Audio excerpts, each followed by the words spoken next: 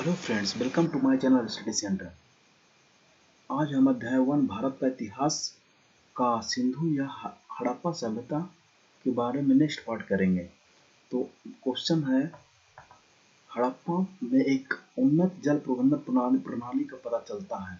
तो ये कहाँ? धौलावीरा में। हड़प्पा सभ्यता की खोज किस वर्ष हुई थी? तो हड़प्पा सभ्यता की खोज 1921 ईस्वी में हुई थी।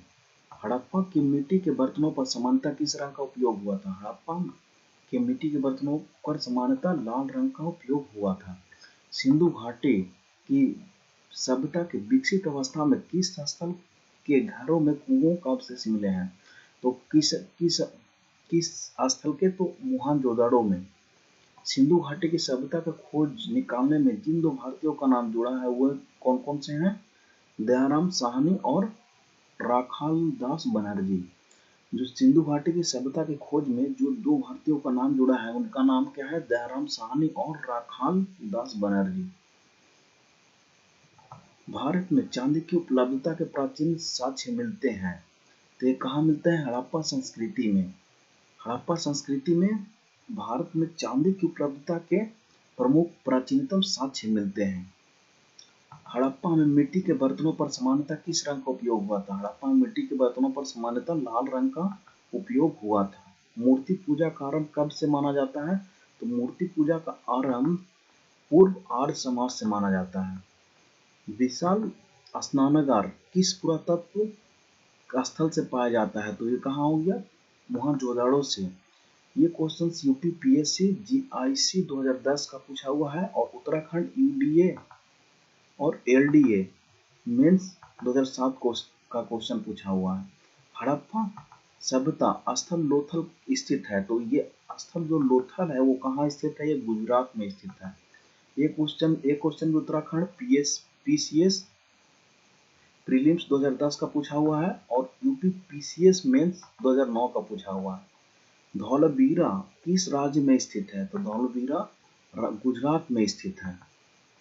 कौन सा हड़प्पीय नगर 3 भागों में विभक्त है? धौलावीरा जो हड़प्पीय नगर था वो 3 भागों में विभाजित था।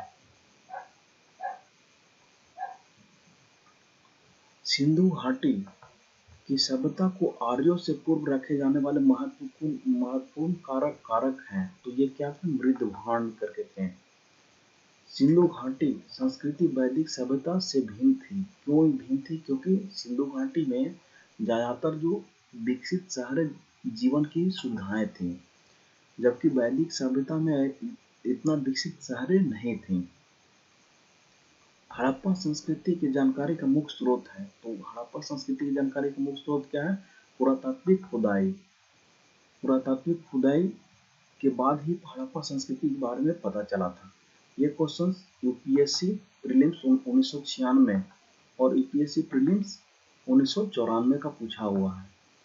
सिंधु घाटी के निवासियों के सभ्यता को जानने का मूल स्रोत है वहां पाए गए।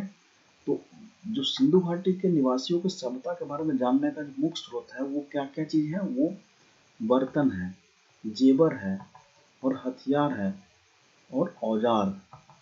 ये सब वहाँ खुदाई करने के बाद मिले थे। तो इससे वहाँ पता चलता है कि वहाँ के निवासी का सभ्यता के बारे में पता चलता है। तो thanks for watching. Please like, subscribe and share.